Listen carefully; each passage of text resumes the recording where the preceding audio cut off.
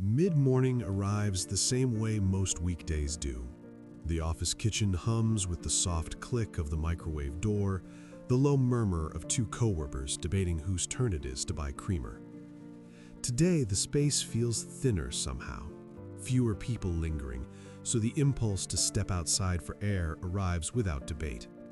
The walk to the corner deli covers 5 short blocks, past the same row of delivery vans double parked, past the crosswalk whose light always lingers 20 seconds too long, past the newsstand that still sells the same tabloids it did 3 years ago. Inside, the line moves without friction. 4 people ahead, each scrolling phones in that half-aware way. The sandwich board hasn't changed in months. Turkey on rye, smoked turkey if you want to feel you're choosing something slightly better, avocado because it's listed as an add-on and it seems like the adult thing to do. A small bag of kettle chips slides into the order because the crunch will help fill the silence between emails later. The person behind the counter works quickly. Lettuce, tomato, a light spread of mayo, paper wrap, done. The register screen tilts toward you, $12.78. Card taps, machine beeps once, approval. The whole exchange lasts under 90 seconds. Back at the desk, the wrapper opens quietly. The first bite happens between one Slack message and the next. The chips finish while rereading the same paragraph in a report that still doesn't make sense. The afternoon rolls forward. Nothing feels interrupted. 2 days later, the pattern repeats. The office coffee tastes like it was brewed yesterday and left on the warmer overnight, so the deli again. Thursday, a stand-up meeting drags 11 minutes past the hour, lunch window collapses, so the same walk, same order, same 12-something total. Friday becomes the same story because the fridge is empty and no one remembered to restock the yogurt. Each visit registers as its own isolated decision, pulled more by the shape of the day than by actual craving. The amounts stay modest, 12 to 14 for the sandwich, $3.50 to $4.50 for an iced tea or a sparkling water when the tap water at the cooler tastes metallic. Sometimes a cookie because the glass case is right there and it's Friday. Nothing extravagant, nothing that would make anyone at the next desk glance over. One Sunday evening, the phone is already in hand. Banking app opens almost by reflex while waiting for the kettle. The last 30 days scroll past in that clean, indifferent list. $17.23, $14.85, $12.99, $9.75 on the day the meeting ran short and only chips were grabbed. $89 and change in 1 week. Another $82 the next. The 4-week total lands at $371.12. Not a number that triggers fraud alerts, not a number that empties the account.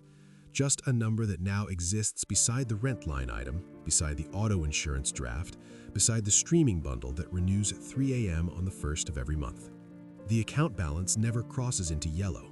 Direct deposit still arrives 2 days early most months. Bills clear automatically. A small cushion remains visible at the bottom of the screen. The lifestyle feels even, sustainable, okay.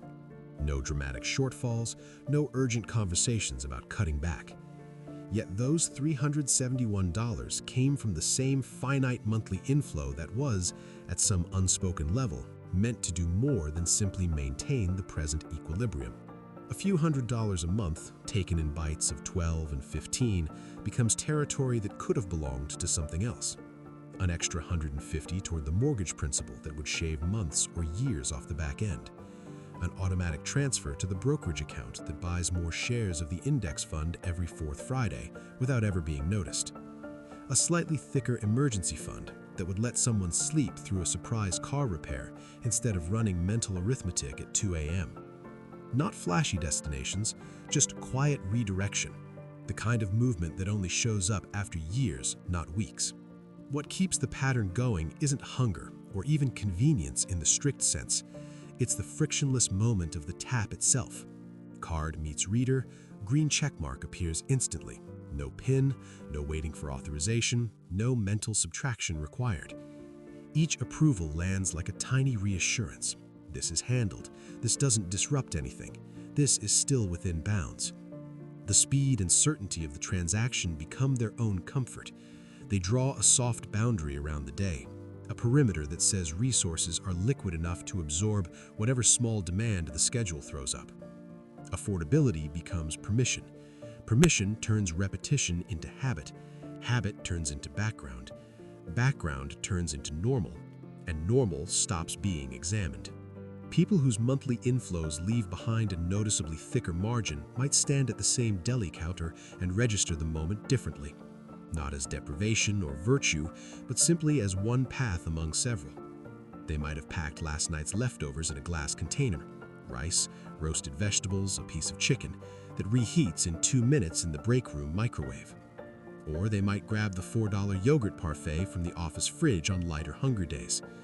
That $12.78 doesn't disappear from awareness. It remains present, quietly rerouted. It becomes part of the automatic transfer that happens on the 5th without anyone needing to log in and press confirm. Their weeks look crowded in the same ways: deadlines, calls, back-to-back blocks of color on the calendar. Yet the small outflows stay intentional rather than reflexive. The difference isn't heroic self-control. It's a different lens, an ongoing low-volume awareness that even modest sums, when left untouched, alter the long curve rather than simply holding the line. Standing at the kitchen sink again one morning, waiting for the electric kettle to click off, the realization arrives without drama or volume.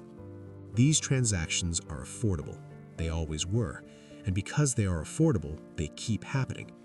Each one costs exactly what it costs, and the cost is perfectly real even when it never feels pressing. The horizon doesn't retreat because of one $12 sandwich. It retreats at exactly the same unnoticeable rate because of 371 of them spread across a year that otherwise looked fine. If these kinds of observations land somewhere useful, subscribe to the channel.